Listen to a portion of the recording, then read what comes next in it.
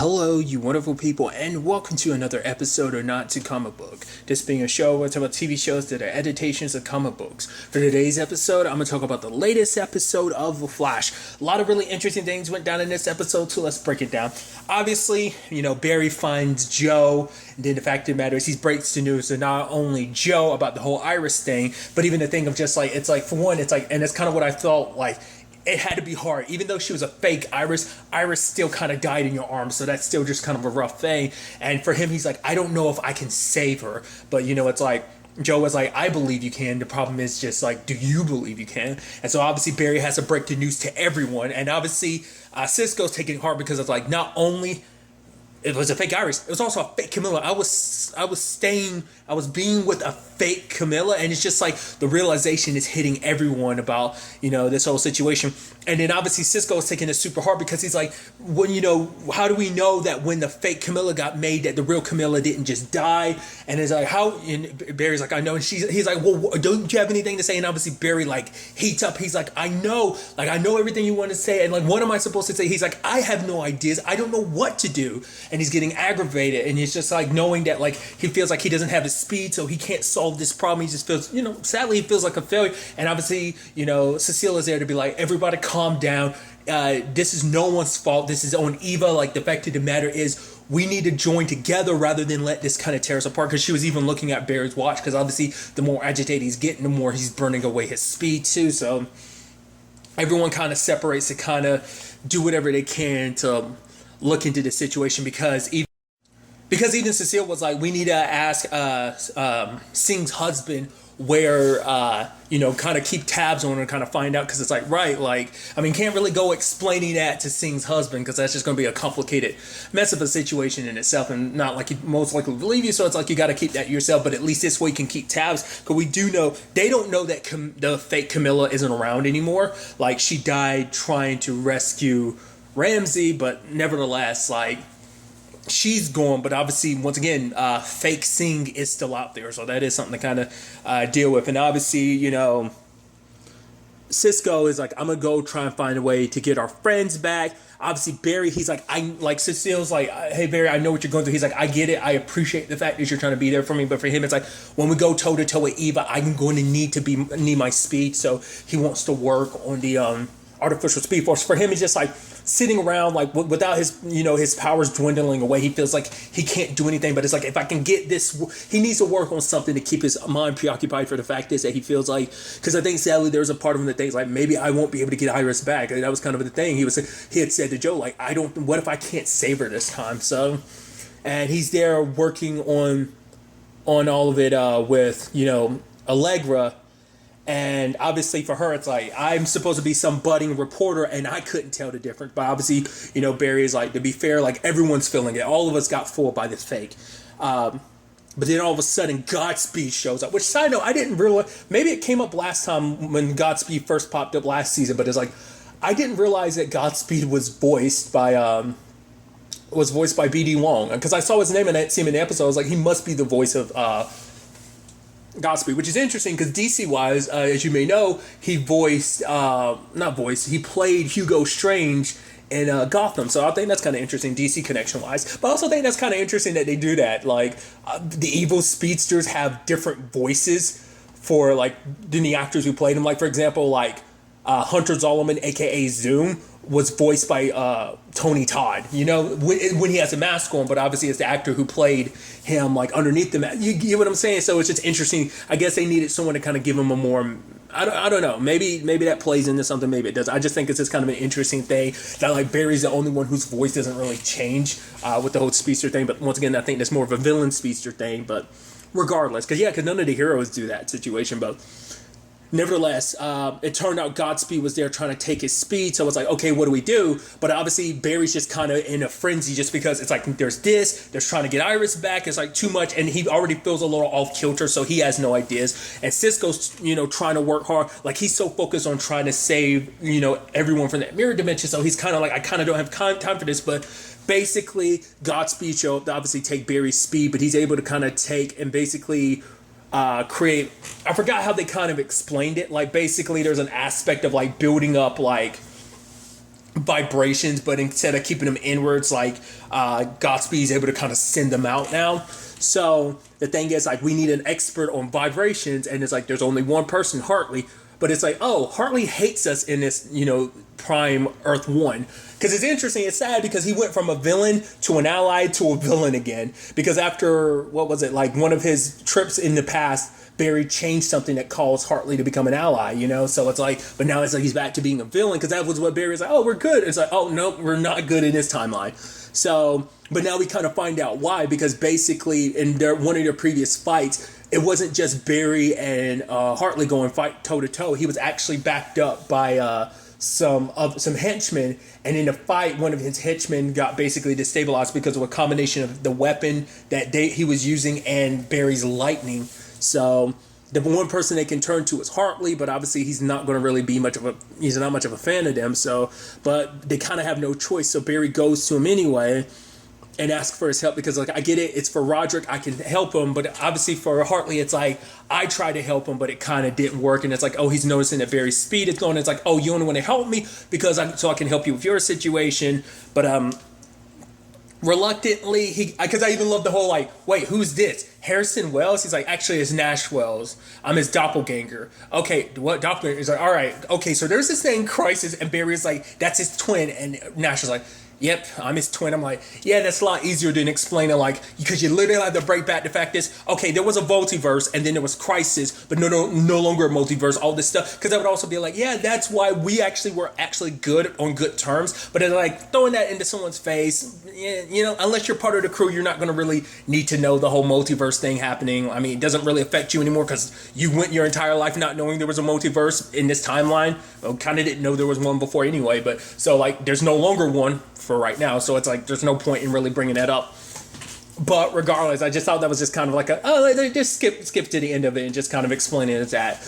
But they tried to work on for one, before I get to that, I love that Hartley's like, oh yeah, that you revive, and then Cisco's like, wait, what? He's like, it's pretty obvious the hair was kind of a dead getaway, and that you're the Flash. And Bear's like, wait, what? He's like, I saw that suit, the only way you could have gotten that suit is if like at some there was only like 3 labs that could have made it, and I forgot what it was, but it was like made him kind of pick it out to be like, oh, it had to be Star Labs, and I know it's you. And it's like, whoever made that suit had to be super smart, and it had to be a brilliant person. And Cisco was like, thanks. And he was like, no, I was talking about Harrison Wells. And then Cisco's like, there it is. It's just kind of like, can't get no credit. But the fact is, they try to because he was poking fun at Cisco too about like, oh yeah, like you no longer have your powers. It's like, you must have lost them. It's like, no, I gave them up on purpose for, love. But it's like, you would know nothing about that because you only love yourself. The moment he said that and the look at Hartley's eye, I was like, that's who Roderick is. He's someone you love. And it takes a while for them to figure it out because they try to help him, but it doesn't work. And obviously everybody's frustrated by the situation. So Wells is talking to Barry, and I thought it was kind of a neat conversation because he's like, I get it. It's like pushing Barry, and he'd be like, whose fault? And he's like, it's my fault. Is that what you want me to say? And basically that's what it's like, that's what you're feeling. So, because you don't have Iris or Joe to kind of talk to about this kind of, so he's like, I'm the only one here. So, and it's interesting because that's always what the Wells kind of always represent. They represent kind of an extra ear for Team Flash. And so for him, it's like, I get how you're feeling, like that guilt. Like the fact of the matter is, he's like, when Maya died, I wanted to say sorry, but I didn't get the chance. Then I had the whole thing about becoming pariah. And literally because of my mistakes, literally an entire multiverse got wiped out. All those people died. So that's kind of on him. It's like, it's too late for him to kind of apologize for the mistakes that he made. But for Barry, it's like, there's still a chance to fix all this. You just have to believe in your first, forgive yourself, more so than anything, but then like I said, that whole thing made Barry realize like, okay, this is what's been happening with Hartley. So he goes and talks to Hartley about the whole situation, about like, and he gets what it's like to lose the person you love and kind of blame yourself, because at the end of the day, Hartley was like, it's not even your fault. Like, he was only there because I put him on the front lines, and the fact is, it wasn't just your lightning. I gave him the weapon that put him in that situation. So Hartley's like, he probably would have been, he's better off without me anyway. Like, so being, because being with me is, in his mind, it's like at Mercury Labs, at least he's being taken care of, and at least there he's in better hands than he would be mind. And I just thought it was kind of a neat heart to heart in that regard. And then at the same time, like Cecile had her heart to heart with Cisco, because for him it's like when when Camilla was around, he kind of felt like, oh, I can do anything. Like he wanted to be more of a hero around her, but now it's like she's gone. He doesn't even have his powers to fall back on, because when he was Vibe, he felt like, oh, like I can do the impossible. Like there was nothing I couldn't do. Like he had faith and had a lot of confidence in himself. But now it's like, now that he doesn't have Camilla and now that he's no longer Vibe, he feels like he doesn't have all the answers. But Cecilia is like, you being Vibe had nothing to do with why Camilla fell in love. She fell in love with you because of this beautiful brain of yours. So the fact of the matter is, you haven't lost what makes you you. Like, just because Cisco Ramon isn't Vibe anymore, it's not going to stop you from being the great and magnificent engineer it is, that you are, So she kind of, Nash gave Barry a kick in the butt, and Cecile gave Cisco one. And obviously Godspeed's gathering up people, and it's like, okay, like Flash, if you're not here, I'm going to start killing people every like 60 seconds. Barry goes because he's like, I'm like, the fact of the matter is, I've got enough speed to do this. Like, I might have a little speed, but I have enough to do this. So he goes and confronts Godspeed, which is like, I love speedster chases, especially because like Cisco's like, he's faster than you, but Barry's like, yeah, but I know this town, like I know this city, so I have an advantage over him. And I think that is kind of an interesting thing, because it's like, the ins and outs of, you've ran across this city so many times, so you know the ins and outs of it better than someone. Even if they're faster than you, you can kind of zig and zag certain ways, but still that difference in speed immediately gets caught up because Godspeed like wrecks him. And so I even love the fact is, like, Barry tried to like chase him up a building, but his powers gave out halfway through, but Hartley followed behind him and ended up saving him. He's like, I didn't think you would show up. He's like, I didn't save you so that we can talk. So it's like, okay, what do we do? Also, Godspeed looking mad scary, like at the top of the building generating all that electricity, and it's like, oh, but basically it's like, okay, do what happened to Roderick and use that as a means to destabilize Godspeed. So they do their thing, and it's like, and both at the same time, Nash and Cisco are like, they cross streams, and it hits and disorientates and messes up Godspeed. He falls and lands, and there's like blue blood coming out of him, and it's like, okay, it's like charge vibrations or something like that, and luckily that ended up being the cure for Roderick.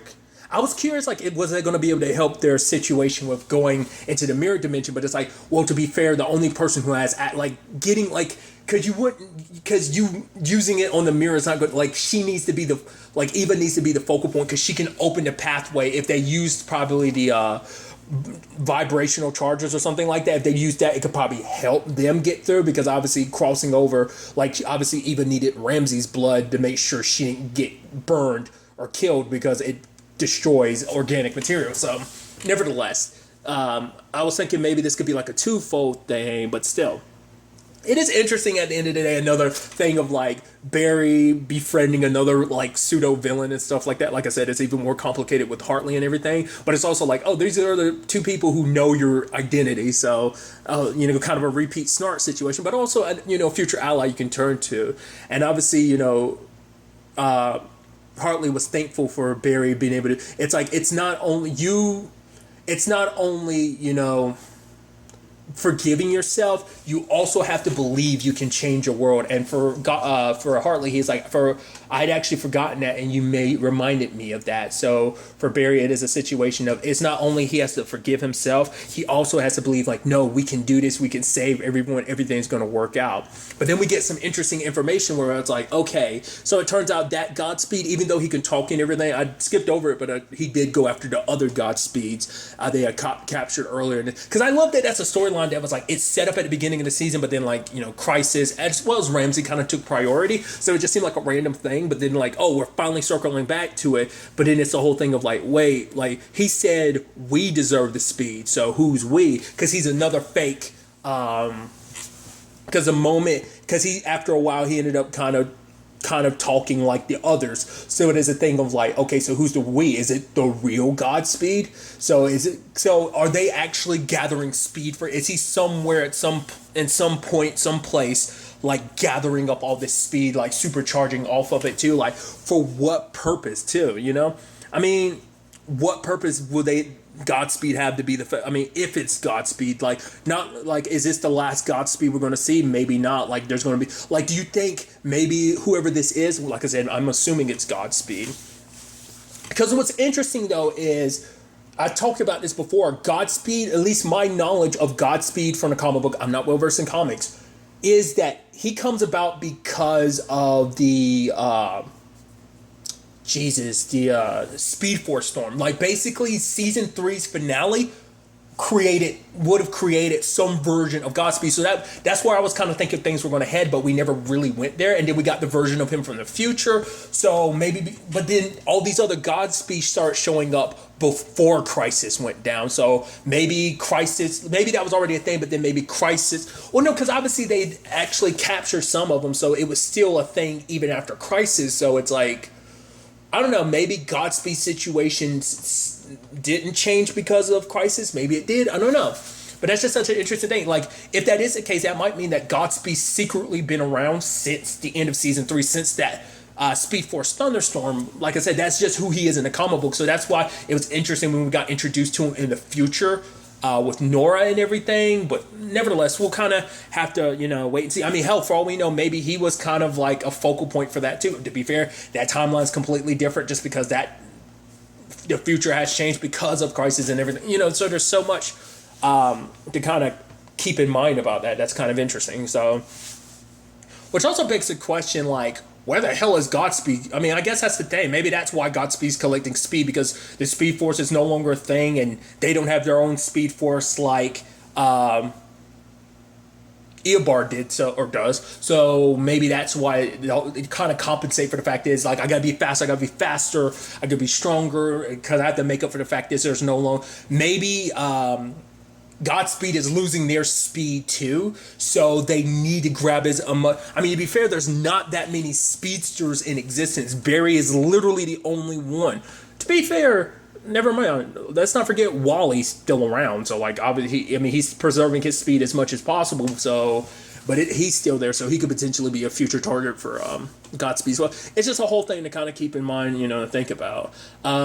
Another side of this episode, interestingly enough, was the whole Ralph and Frost situation, which I love that, like, that growth of, like, Caitlin / Frost and Ralph on both cases. It's like, for especially him and Frost, they've really definitely grown even closer over the course of this season. But obviously she's nervous to go see Caitlin's mom, and at first, and he's like, oh, it's because of her. But he's like, why are you nervous because of her? Because it's like, oh, that's Caitlin's mom, that's not my mom. Like, she didn't even know I existed until recently, until Katie started bringing up the whole, yeah, I've got this issue. And it's like, because obviously that was a secret issue the entire time that, her mom was unaware of. Obviously, Caitlin was unaware of it and everything too. So it's like, she's Caitlin's mom. She spent so much time with her, but I'm not her daughter. But then, like, obviously Ralph is trying to tell her, it's like, no, like, the fact is you think that, because she's like, oh, I might be going away. Like, oh, he's like, you're not going to come back. Like that, I thought she was kind of implying, like, maybe whatever situation happens might mean the end of Killer Frost and that only Caitlin will exist. That's what I was thinking. Like, I thrown it out there last episode. I'm thinking something's going to happen later on down the line. Maybe this will happen, maybe it won't. I think Caitlin and Killer Frost are going to split. That's my thought process. Might not be the case, but the fact is, for Ralph is trying to explain, like, you're valuable to us. You are important to Team Flash. Like, it's not just Caitlin that we love and care about. We care about you too. And it's like, the fact is that you can't even see that. So Ralph is kind of like saying, like, maybe you still do have more to learn, because the fact is, if you're not willing to see yourself the way the rest of us see you as a valuable member of this family and team. But he kind of comes back later on and apologizes. I love that, like, he literally broke into her place to do it. But it's just, I just thought it was interesting. And then, like, him presenting her, what was it, the diploma. I was like, I love you, Ralph. You're so good.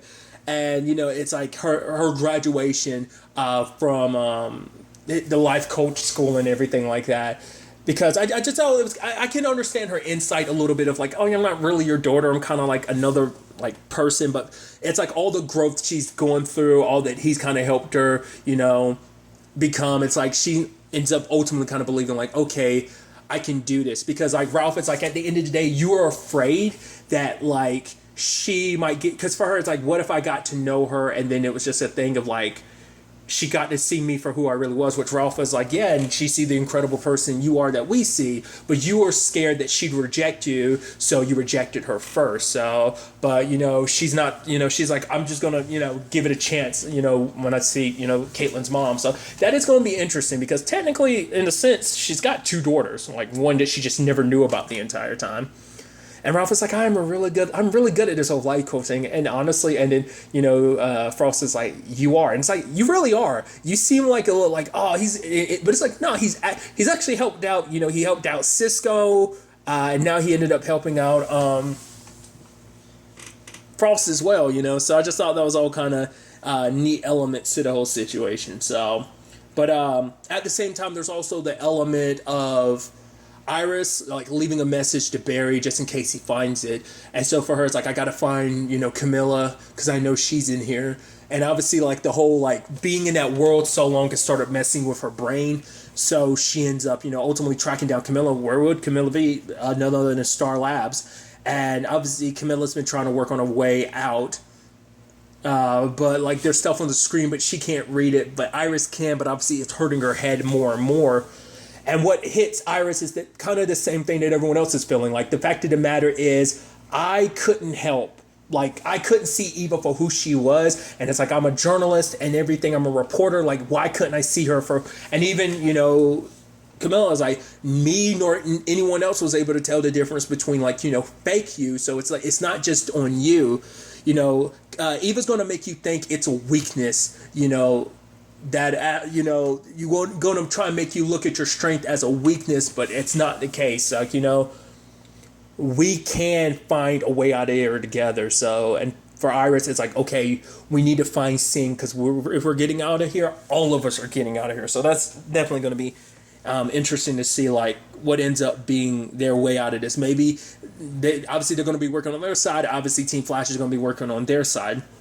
And obviously Barry kind of gives that speech at the end of like, we all feel like we've lost everything in the end, and we feel like we don't have anything left to lose. But the fact of the matter is, this team right here, we still have faith, all of us here together. So basically saying that despite everything, like, they will get everyone back. Like, the fact is, Eva like has never been up against this team, so she doesn't know what we're fully capable of. And obviously Ralph is like, where you need me to, I'll stretch. And, Allegra's like, I'll blast. And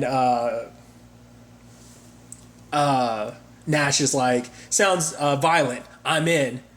And obviously Cecile's into, and, for Cisco, he's like, I think I have an idea. Like, basically, he needs something that's basically a perpetual... I forgot what he exactly explained, but it was like something he needs like in perpetual motion or something to work on a means of getting into like the mirror dimension. But it's like, to do it, he needs to go to Atlantis, which will probably sadly not get to see anything. Maybe there'll be some winks and nods to some stuff, but that'll probably be it. We probably won't actually get this go to Atlantis. And I love even Ralph being like, at least there's some good stuff that's come about because of this whole crisis situation. So it's like, all right, Team Flash, let's get to work.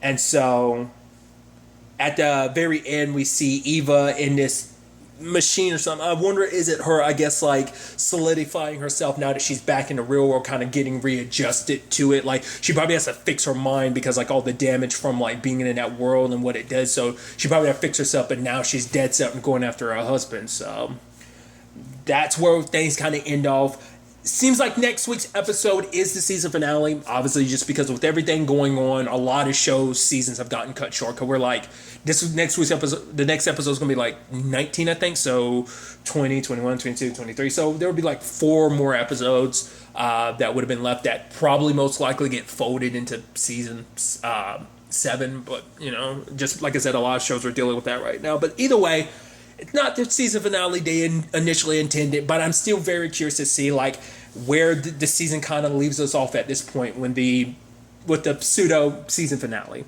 But really, that's all I want to talk about. Until the next time we meet, be happy, be safe, live life to the fullest, and enjoy it. Good day and goodbye.